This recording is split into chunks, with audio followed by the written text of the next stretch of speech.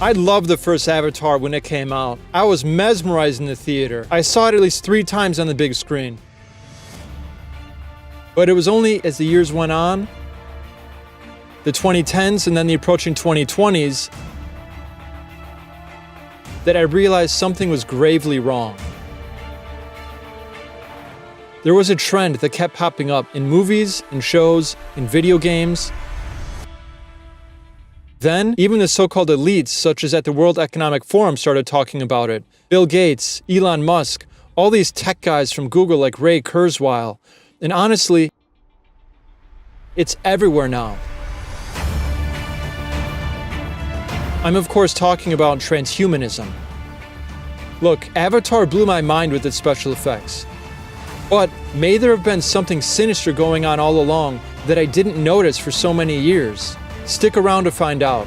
And no, there won't be any spoilers for the new one either, called Fire and Ash. Oddly enough, considering we're talking about billion-dollar blockbusters, I'm going to mention some important things in this video about society and humanity itself. Firstly, I'm going to talk about who we are as human beings. Second, who movies like Avatar say we are, and related to it, who and what they are shaping us to be. Lastly, I'm going to talk about what we could be and even what we're supposed to be as human beings, and how, in a nutshell, movies like this are, let's just say, not exactly here to help us.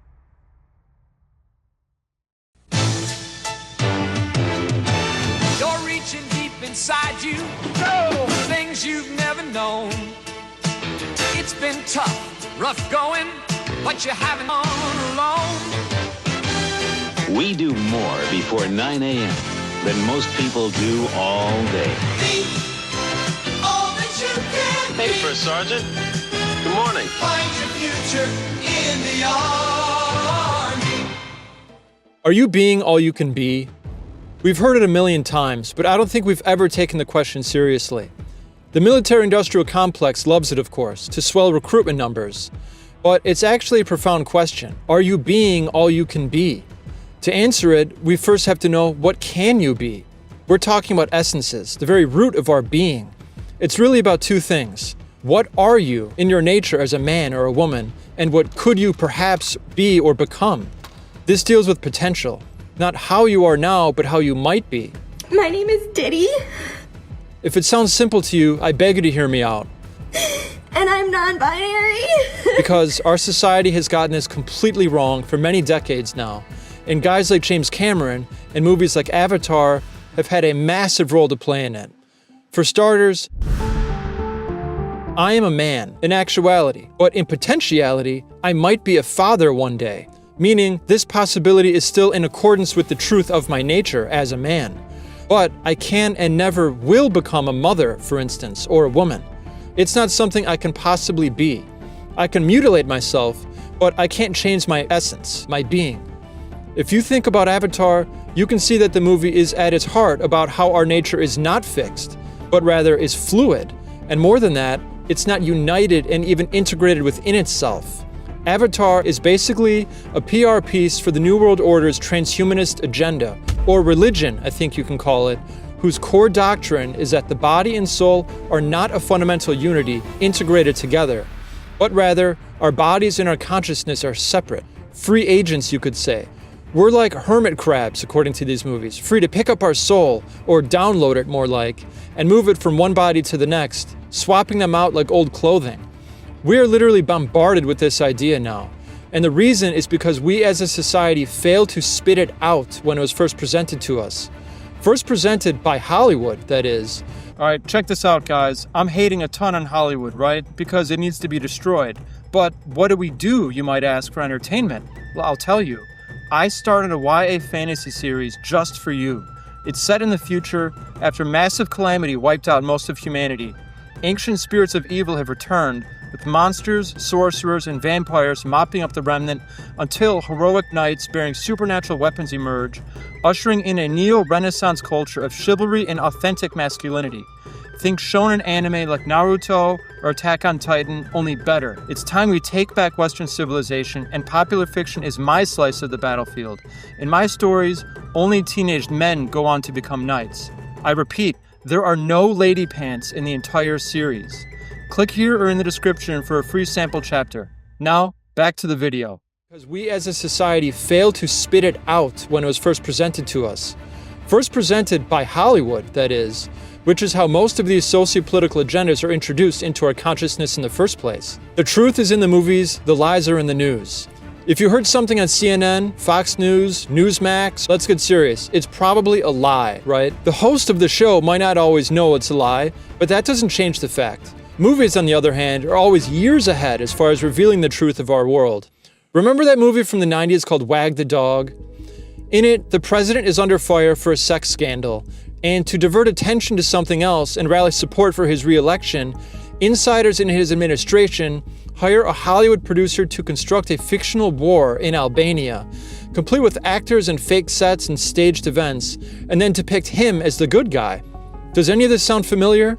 We now take it for granted that these things happen, but in 1997, not a month goes by now without a false flag operation of some kind or other. And let's not begin to think this started on 9/11 or the 21st century. You can go back to the Gulf of Tonkin incident in Vietnam, Pearl Harbor or the burning of the Reichstag for World War II, or the Lusitania for World War I.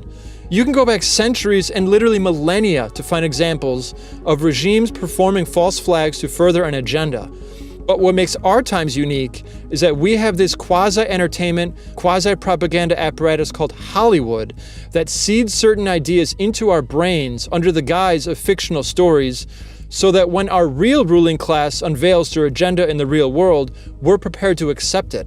It's called predictive programming, and it happens all the time. One more thing about this movie, Wag the Dog, just to show how truly bizarre is this interplay between Hollywood and our actual reality. Now, the whole premise of the movie, the reason the characters use technology to fake images on the screen and so forth, is because of a scandal where the president, played by Robert De Niro, has an illicit sexual encounter with a girl in the Oval Office. You who are old enough to remember know where I'm going with this. Guess what happened literally less than a month after this movie came out? Something like 3 weeks later. Yes, the Bill Clinton, Monica Lewinsky sex scandal. The real president of the United States actually had an illicit sexcapade in the Oval Office as this movie was playing in theaters. The truth is in the movies, the lies are in the news. Not a bad line to remember. So how does Avatar fit into all this? James Cameron is said to be a 33rd degree Freemason for starters, and even in the 80s, he's been a part of all of this. Think about Skynet from the Terminator, and now we have Trump and Musk's Starlink, right? But for Avatar, on the surface, you have the eco agenda. We're supposed to revere Mother Earth, Gaia, as something more sacred than humanity. We even link or unite with the Earth. It's basically an initiation into paganism, Eastern spirituality especially, anything and everything not Christian. The West is depicted as evil industrialists and colonizers. The natives, they're all simple, humble, lovers of peace. On and on, things I really wasn't aware of in 2008 like I am now. But of course, these are things that once you learn, you can't unsee. I could go on, but the focus of this video is the transhumanism in the movie. Moving your consciousness around from body to body, upgrading yourself, so to speak, considering the main character was paralyzed in the beginning and then got a wonderful new body. We're going to hear a lot more about things like this in the back half of the 2020s, believe me, with Elon Musk and the other tech bros who want to use technology to improve humanity.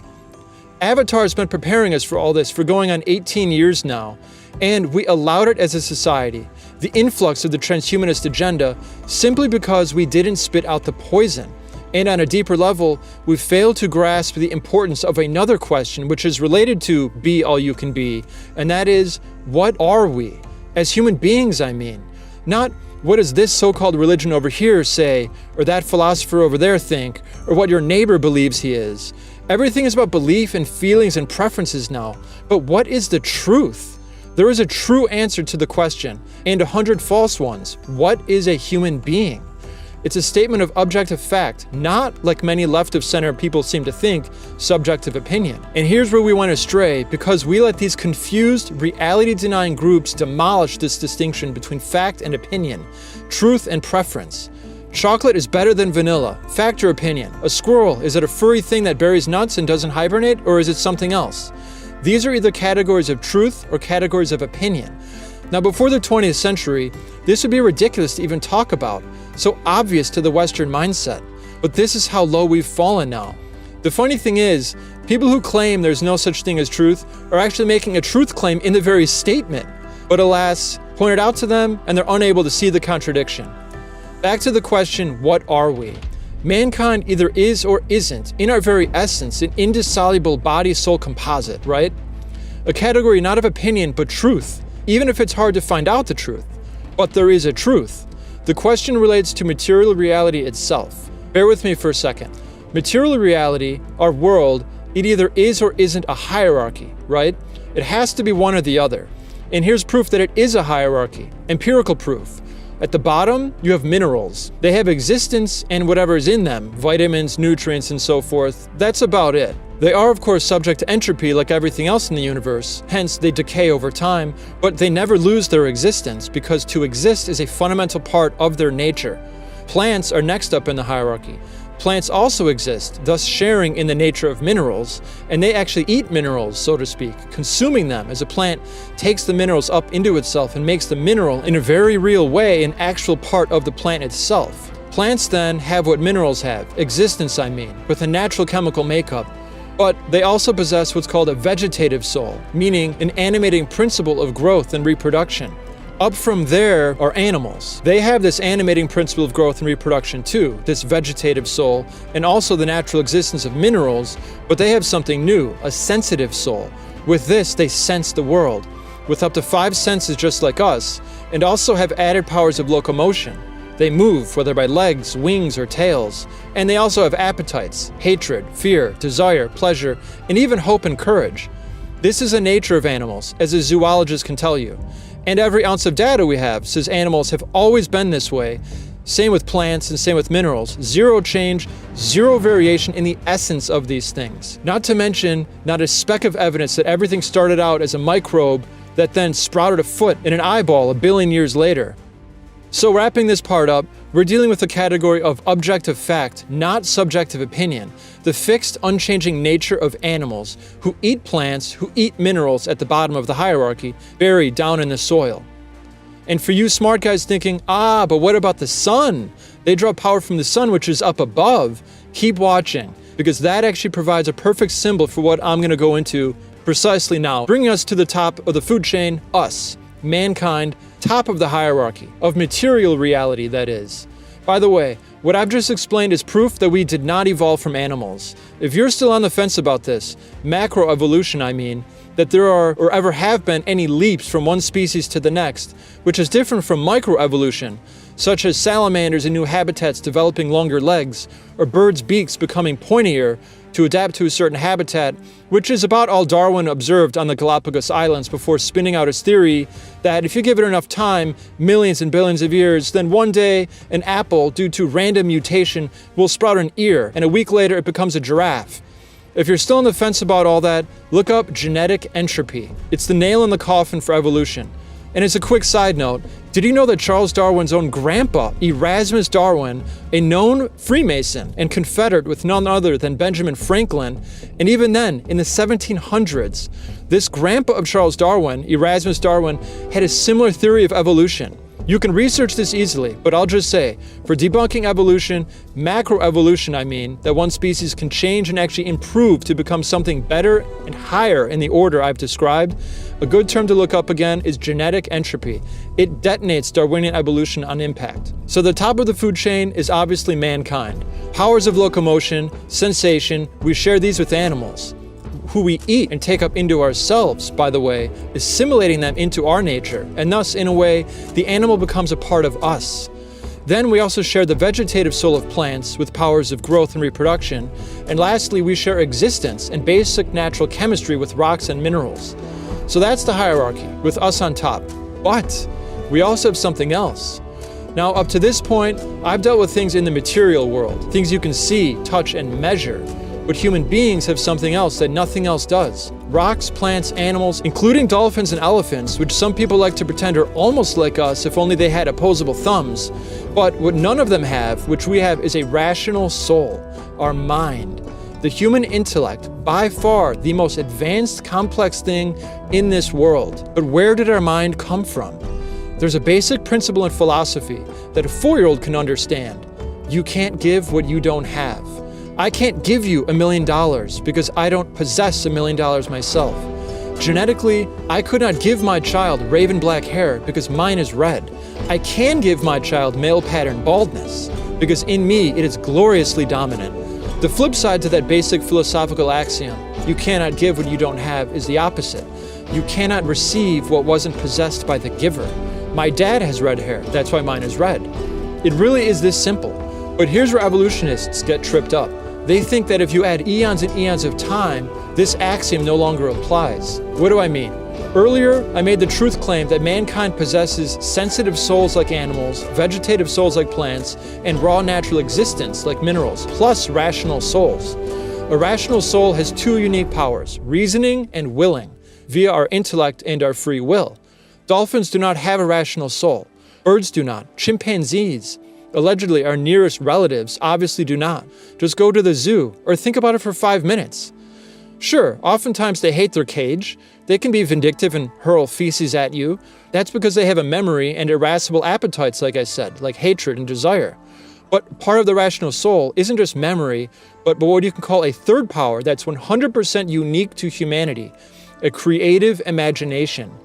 Birds of a species always build their nests the exact same way. There is no variation, no creative interpretation, no imagination. Primates are the same. This is very important. Evolutionists talk about the playful nature of chimpanzees and dolphins as proof that we are just like them. No, my friend. They are demonstrating a sensitive soul, surely. Joy, hatred, fear, desire. But they are not reasoning, nor is there even a hint of a free will.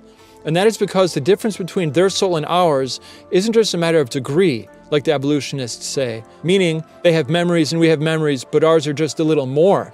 They have intellects and we have intellects, but just a little more. That's a difference of degree.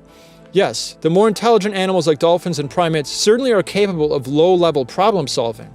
A documentary some years back called The Cove, all about the slaughter of dolphins in Japan, certainly supplies evidence that dolphins have problem-solving capabilities, as well as desires to play, and you could even say love. But it is a far cry from a rational soul's power of reasoning. Have you ever heard of a dolphin studying a clam to see how it works? Or watching a lobster studying its claws and making a similar tool for itself? It's laughable. Here's where charlatans say, oh, but they don't have hands, they don't have those opposable thumbs. Haven't you ever seen elephants painting using their trunk, they say? Again, look closely. Is the elephant wonderstruck by the stars at night, reading mystical interpretations into it, about the world and his own place in it, and driven by a need to capture the essence of this insight through the creation of art? Obviously not. Elephants, dolphins, chimpanzees have perhaps the most complex sensitive souls, but they have zero power of reasoning and using of free will. Zero. It's a difference not of degree, but of kind, a faculty they entirely lack. There's no serial killer, stalker dolphin lurking in an underwater cave waiting for pretty dolphinettes to swim by. It's ridiculous. Only we can do something so creepy, so contrary to our own nature. And it's because our soul is not different from the animals by degree, but rather a difference of kind. Dolphins are closer to carrots than we are to dolphins. That's a claim some will disagree with, but our powers of willing and reasoning are so powerful, so amazing, and utterly, indescribably unique. Yet, I think we've all been so demoralized to this reality by these evolutionists. Think about this. Take human beings off the earth. Snap, no more human beings. And we were never here to begin with. Picture it. Is there any creature on earth who's staring in wonder at a sunset, delighting in the swirls of purple and orange, and even, very, very briefly, red and pink?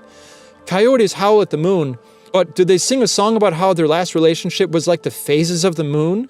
It's sad that this even needs to be said, but this is where we're at, how far we've collapsed intellectually.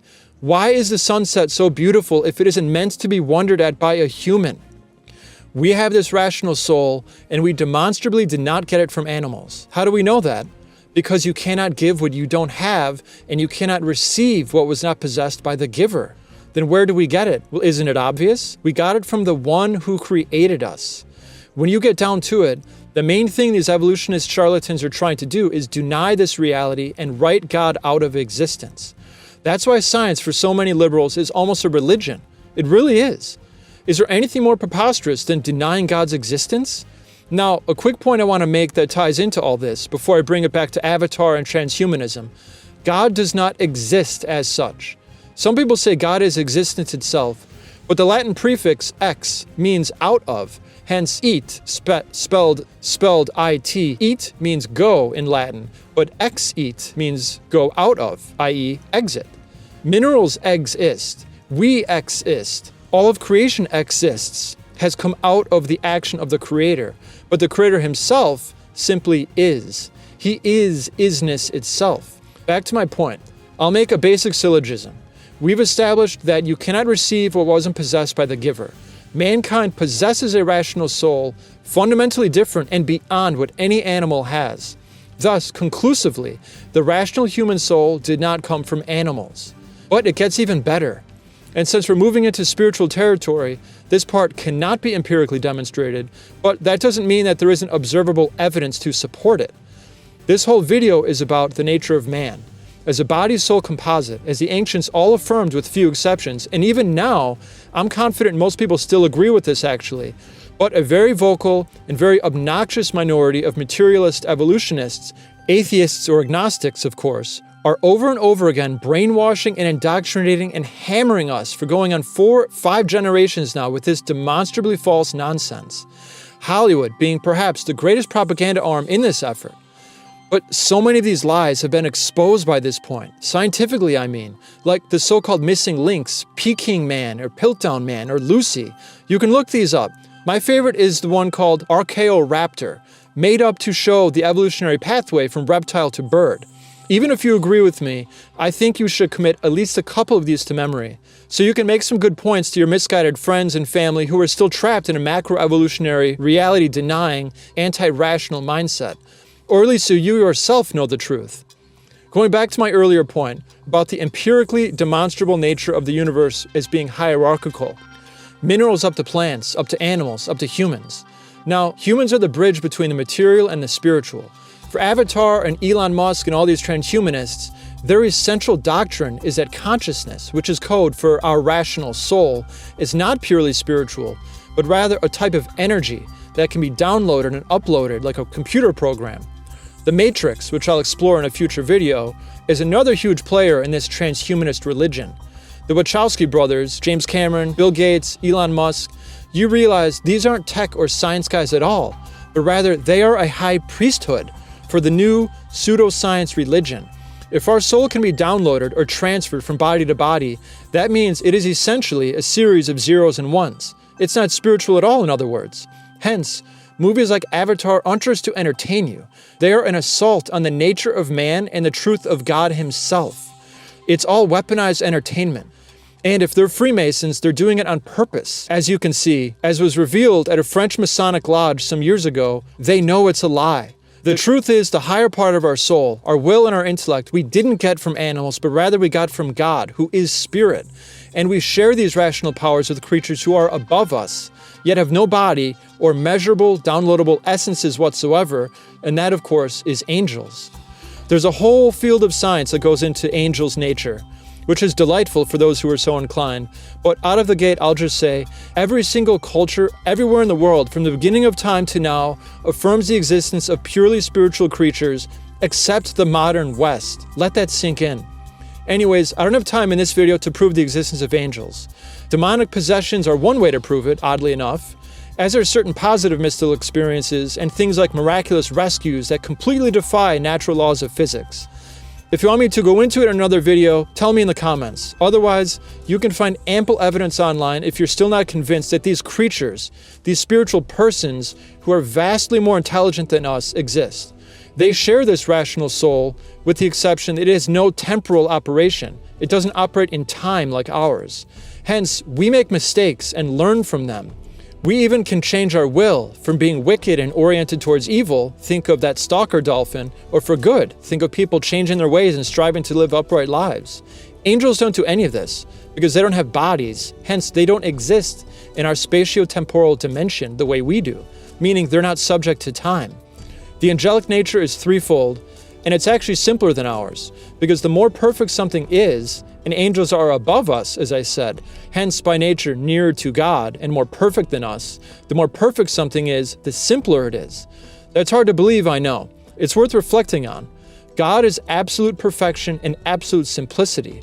It's an absolute mind blow, but angels have a threefold nature. They are pure spirit, pure will, and pure intellect.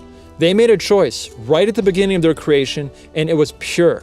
Hence, demons chose evil and will never repent. Good angels chose good and will never fall. It's hard for us to comprehend, but they knew what they were doing when they made that choice, in a way that we do not when we make mistakes like bumbling toddlers, such as we are.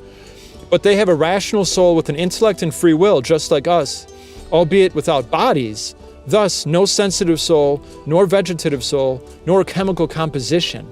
I don't know about you, but contemplating this fills me with incredible joy to enter into how awesome we are. To know what I am, what we are as human beings. We are the sum total of everything in the material universe, from rocks and minerals to plants and animals to air and water, earth, fire, stars even, like the New Agers say. Yet, we're also like little incarnate angels or enfleshed spirits. Now, movies like Avatar destroy all of this. Destroy it, most importantly, in our minds, to keep us from reveling in the truth. That's why I will not see this third Avatar movie, and I avoid all of this like the plague. Why on earth would I subject my brain, my intellect, which is a spiritual organ designed to seek and apprehend truth and exists for no other purpose than this? Why would I fill it with lies that I know full well are lies? What does it say about my integrity if I revel in lies, which are intellectual evils, just the same as I revel in the truth? The truth is, we have the capacity to become incarnate angels or incarnate demons. Yes, we can choose, because our soul and body are linked in this life, married, if you will, in this spatio-temporal dimension. But guess what happens after you die? Your body and soul separate, and your soul exits this spatio-temporal dimension. We become, in a way, like angels at their creation, who only had and made one choice for all eternity to serve the infinitely perfect and simple platonic forms of goodness and the truth, which is God, or to say, no, I'm going to do things my way. That's why when you die, you will be locked into your choice for all eternity, because your rational soul is eternal. It had a beginning, but it will have no end. That's its nature. Avatar and the Matrix and everything Disney or Hollywood touches will destroy this truth in your mind, if it's there, or prevent this truth from entering if it's not. Weaponized entertainment. The answer, of course, is to stop subjecting your beautiful soul, your intellect, your imagination to these lies. Our dignity as human beings is immense. It's not infinite, only God is infinite, but we are very literally the sum total of all creation, natural and spiritual. We are the bridge between everything in the material universe and the angelic world. What is better than that? Lastly, I'll close on one other key point that I'll have to expand on later, because wow, it is not an afterthought like I'm making it seem here. But I don't want this video to be too long. Earlier, I talked about how in the hierarchy of reality, everything takes in, eats, or consumes the nature of whatever lies beneath it. Plants eat minerals, animals eat plants, man eats everything. But one other thing that's unique to us is it goes the other way. Because God, who is infinitely beyond us, truly we have more in common with a blade of grass than we do with God. But he bridged that infinite gap himself, which only he could do. And I'm of course talking about how he became one of us as the God-man Jesus Christ. But it's even more than that, because he is still here in our world, incarnate, and mind blow of mind blows, the greatest truth and the greatest mystery in the history of the world, he, the all-powerful God, became our food until the end of time. We eat him. And as with the other things in the hierarchy, the lower thing, us, is taken up and assimilated into the higher, meaning when we eat God in the Eucharist, the actual literal body, blood, soul, and divinity of Jesus Christ, we become God. We are taken up and come to share in his divine nature. And in doing so, our own nature is completed, because we were made not to be apart, but to be united with God forever and ever. Will Avatar help you enter into this unbelievable mystery? I think not. I'll close with what I think is a sign from God to Protestants telling them that Catholics have been right all along. And you can look this up if you don't believe me. John 6:66. The book of John, chapter 6, verse 66. Go look it up. Our Lord says that those who do not eat the flesh and drink the blood of the Son of Man have no life in them. And then many disciples leave him because they can't take this teaching. this teaching on the Eucharist because it sounded insane to them to hear Christ say we must literally eat him. Now, the Greek word that's used in the Bible, it's actually a more crude form of eating, like gnaw, to show he did not mean it symbolically. So we have to eat him and drink his blood, and they couldn't take it, and so these people in John 6:66, they leave him. The funny thing is, the real Bible, which is the Catholic Bible, has this line about those who reject Christ because they reject his teaching on the Eucharist. That in the Catholic Bible is John 6:67, verse 67. Only the Protestants, those who reject the teaching on the Eucharist, have it as John 6:66. We are designed for union with God. Physical union, not just in our minds, not just in our consciousness. That's why Protestants are like Avatar and these other transhumanists in a way. They don't believe in the sacred unity of body and soul that extends even to how we worship and unite with God, which is praying and studying the scriptures, uniting with God in our soul, but also eating the God-man Jesus Christ, so we are taken up into him, united with him in our body. And so I'll ask again, are you being all you can be? My friend, do you see that you have the potential to literally and physically merge with the Godhead? Then believe and be baptized and eat the flesh of the Son of Man and drink his blood, so that you may be what no dolphin or monkey or squirrel or cactus or avatar can fathom or even care to be. Man, you will be God. I thank you for listening.